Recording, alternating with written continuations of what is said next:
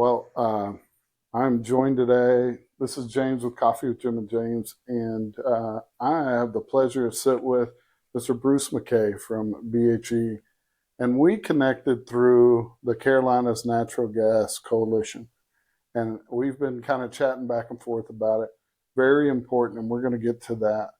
But I wanted to start, before we get too far ahead, do me a favor, introduce yourself, who you're with, and a little bit about what you do. Okay. Appreciate that. Bruce McKay. I'm with BHE Gas Transmission and Storage. That's a Berkshire Hathaway Energy operating company.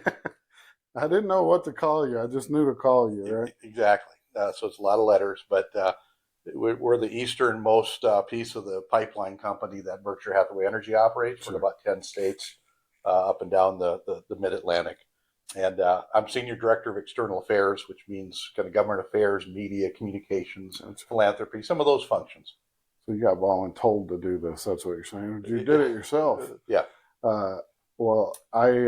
We connected over the Carolina Natural Gas. Before we get to that, though, I want to talk about how you got here, right? And I'm sure it's a long story, got all kinds of twists and turns, but we really do it so that folks can see themselves in this industry. Sometimes we start one way, end up another.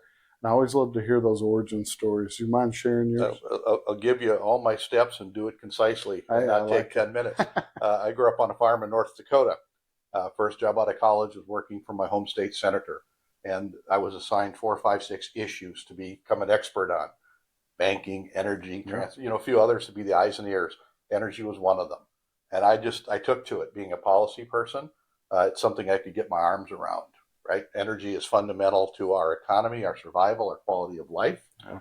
The U.S. is blessed with resources. So I worked on the Hill on policy, and then after that was hired, and I lobbied in Washington on energy for 20 years. And then I moved into this current role, which is sort of like that, more in the states and supporting projects and outreach and advocacy. And so it was sort of by accident, but I loved it, and natural gas was fundamental then, and I've seen it go up and down, and now it's up again, and it's a great field. That's awesome. So how many years collectively in or around our industry? 30. Wow. Yeah. Legend. That's awesome. Yeah. So let's get to the Carolinas, though, because really that's where we synced up. I know there's some fine work going on out there with the coalition, and I know that you were a start of it. You won't take credit, I know that, but I know you were fundamental in kind of kickstarting this a bit within your company and also with those stakeholders involved. You want to talk a little bit about that? Well, sometimes in life, when something goes south, you learn more than when it's successful, right? When you're successful on something, you tell yourself you're great, and when keep going. And when something goes otherwise, you say, okay, in the middle of the night, what could we have done differently? And learn from it. There's some valuable lessons there. After the Atlantic Coast Pipeline and some other big gas projects, have fallen around the country in recent years. You kind of think, why is that? What do we do about that? And a lot of time is spent in our industry thinking about that, and we all say we need to do a better job of telling our story, right? No doubt. How many times have you heard that? Right? Yep. Okay. That sounds good. The good news is that natural gas, and polling shows this, it's really quite well regarded by people. It's quite favorable, more favorable and popular than most politicians. So why do we continue to see bad policy decisions and bad permitting decisions that aren't reflected? The intensity and the dedication of those well-meaning people that may be on the other side of it that think gas needs to go away by next week, they're determined, and they can be loud. Our industry is off doing our thing, and it's not just the companies, and that's kind of the main thing of the coalition is that you just can't rely on the utilities and the pipelines anymore. Everyone else in the ecosystem, the contractors, the inspectors, the designers, everyone has a stake in this, and they employ people, and they pay taxes, and they have good reputations. So we said, okay, in the Carolinas, there are no state energy associations like there are in some other states. A lot of those started around production. The Carolinas don't have any gas production. So we said, let's see if we can't get a little stronger voice to dial it up a little bit. And so hence the coalition was born. Yep, we started recruiting people, and people said, "Hey, this is a good idea." And we said, "Okay, you can join, but right up front, we say you're not going to pay $2,000-3,000, and this isn't expensive, something everybody can afford, to kind of pay for some organizing, but you're buying the opportunity to work and to show up and to speak up and make phone calls and write letters. And when there's a public meeting on something, maybe have a couple of your employees come out and be that voice in a way that you have not before."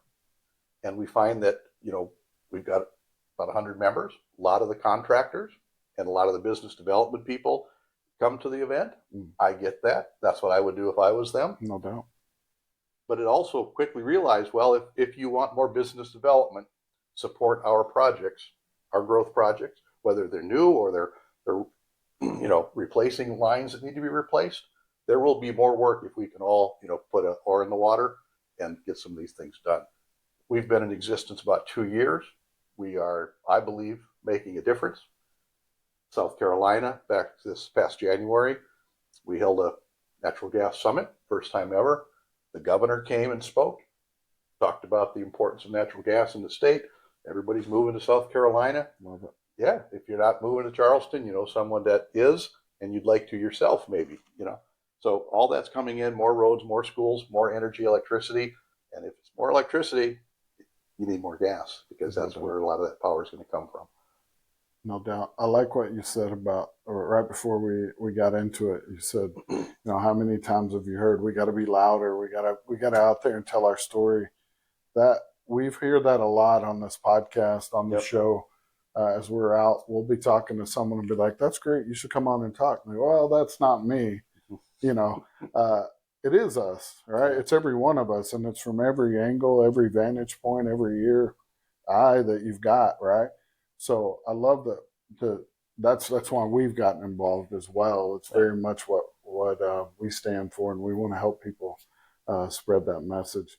So some of the good work going on there. Is there anything you can call out that we're working on as a group coming up? Well, I'll tell you, we just had that summit in January. That's big. Not only the governor, a bunch of key legislators there.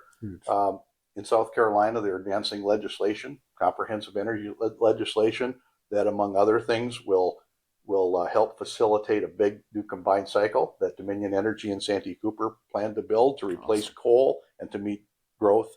Well, that's going to need a lot of gas. Okay, sure. Someone's going to have to deliver that there.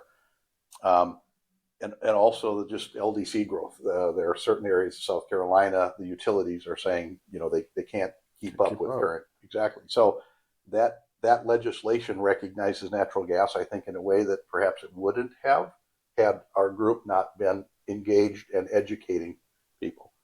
In North Carolina, we're going to be doing something with around the General Assembly up there next year, also sort of raising the understanding of natural gas in a way that it has not been done before. There are some new projects proposed. Duke Energy has said the projections we made on our power growth 2 years ago, throw those out, double, triple, whatever. Sure. So they need more gas to do more power gen. So there will be an opportunity there for the industry and some of these very diverse players to step up and speak up at some key times in ways that can support the industry. Love it. So there's probably some folks out there. I know I was one of them before I really found out about it, right? We got to become confident. There's folks out there that maybe haven't got involved yet or looking to get involved. What's one thing you would say to that group of why they need to be a part of this coalition? Just one. Yeah. Or five. Where do I start? You have the floor. I'll take advantage of it and say you should join our group and go to carolinasgas.com. We don't employ lobbyists. It's none of that. We have someone who organizes, but we're going to let you know when, where, how you can make a difference. I know that people have day jobs and they might not follow dockets and know when this or that is happening, but we can let people know to say, hey, that the Federal Energy Regulatory Commission is going to be holding a scoping meeting or a comment meeting on a project. You need people there. Yeah, we need some people there to offset the other side who does a very good job of keeping their people informed. And when you can come out and say, look, I've been in the industry 25 years, building pipelines. Let me tell you how we do it safely and sustainably. Boy, does that have an impact. And that doesn't just happen. And we're going to see if we can't make a little bit more of that happen. I love it. Well, Bruce, appreciate you sitting down with us and helping us come along on this. We're going to check out the website. We're going to get involved. This is a great example of that very thing. We're gonna spread that message. So appreciate everybody joining us. We'll be back. Thanks for the opportunity. All right.